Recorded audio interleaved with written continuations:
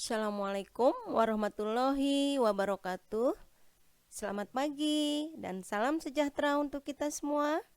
Sahabat PHD, jumpa lagi bersama kami SHMH Channel. Apa kabar sahabat PHD hari ini?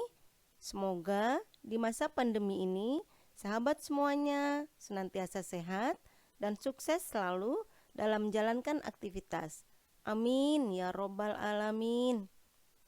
Sebelumnya, kami juga menghaturkan terima kasih atas partisipasi sahabat PHD semua, dimanapun kalian berada, yang telah mendukung kami sampai hari ini. Semoga kami dan sahabat PHD semua terus bisa menyebarkan nilai kebermanfaatan melalui channel ini, memberikan inspirasi untuk negeri. Sahabat PHD yang berbahagia, pada kesempatan ini kami akan mengupas tentang prosedur pengesahan rencana penggunaan tenaga kerja asing atau biasa disebut RPTKA sebagai pengganti perpanjangan izin memperkerjakan tenaga kerja asing atau IMTA, di mana pengesahan RPTKA ini sebagai pengganti IMTA yang merupakan bentuk retribusi sesuai dengan Peraturan Menteri Ketenagakerjaan Nomor 8 Tahun 2021 tentang Peraturan Pelaksanaan dari PP Nomor 34 Tahun 2021 tentang penggunaan tenaga kerja asing.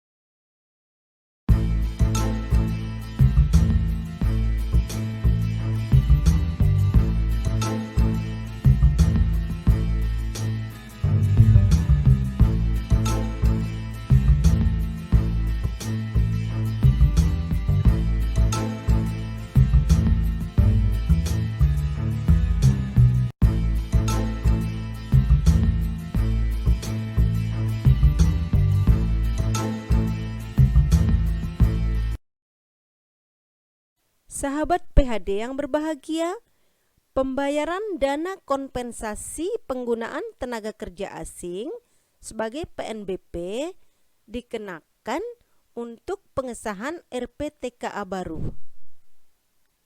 Pengesahan RPTKA perpanjangan bagi TKA yang bekerja di lokasi lebih dari satu provinsi dan pengesahan RPTKA Kawasan Ekonomi Khusus atau KEK. Sementara, pembayaran dana kompensasi penggunaan tenaga kerja asing sebagai pendapatan daerah dapat dibagi menjadi dua jenis, yakni sebagai berikut.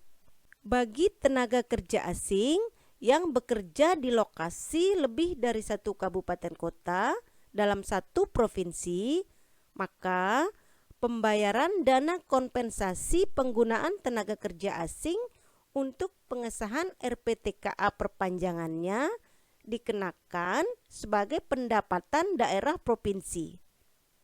Kemudian, bagi TKA yang bekerja di lokasi dalam satu kabupaten kota, maka pembayaran dana kompensasi penggunaan tenaga kerja asing untuk pengesahan RPTKA perpanjangannya dikenakan sebagai pendapatan daerah kabupaten kota. Sahabat PHD, pembayaran dana kompensasi penggunaan tenaga kerja asing ini dilakukan sesuai dengan jangka waktu pengesahan RPTKA dan dibayarkan di muka. Pembayaran dana kompensasi penggunaan tenaga kerja asing sebagai PNBP berdasarkan surat pemberitahuan pembayaran DKPTKA sebagai PNBP. Dibayarkannya secara langsung ke kas negara melalui bank persepsi. Sementara, pembayaran dana kompensasi penggunaan tenaga kerja asing sebagai pendapatan daerah berdasarkan surat pemberitahuan pembayaran DKPTKA sebagai pendapatan daerah dan dibayarkannya melalui bank yang ditunjuk oleh pemerintah daerah. Walaupun bersifat wajib, tetapi ada pengecualian bagi pemberi kerja TKA dari kewajiban membayar kompensasi DKPTKA tersebut. Sebagaimana diatur dalam pasal 35 ayat 2, disebutkan bahwa kewajiban membayar dana kompensasi penggunaan tenaga kerja asing tidak berlaku bagi instansi pemerintah, perwakilan negara asing, badan internasional, lembaga sosial, lembaga keagamaan, dan jabatan tertentu di lembaga pendidikan. Pada dasarnya, notifikasi ini memiliki fungsi yang sama dengan IMTA.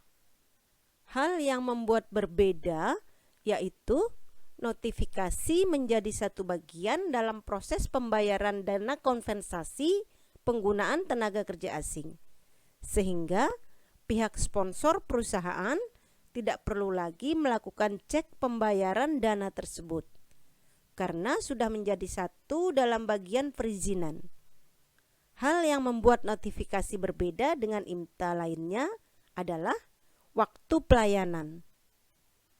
Sahabat PHD, sebelumnya IMTA membutuhkan 3 hari dan RPTKA juga membutuhkan waktu selama 3 hari. Namun, dengan kebijakan baru menjadi 4 hari dengan rincian RPTKA selama 2 hari dan notifikasi selama 2 hari pula. Notifikasi tenaga kerja tidak dalam bentuk fisik, melainkan dokumen yang dikeluarkan dalam bentuk elektronik.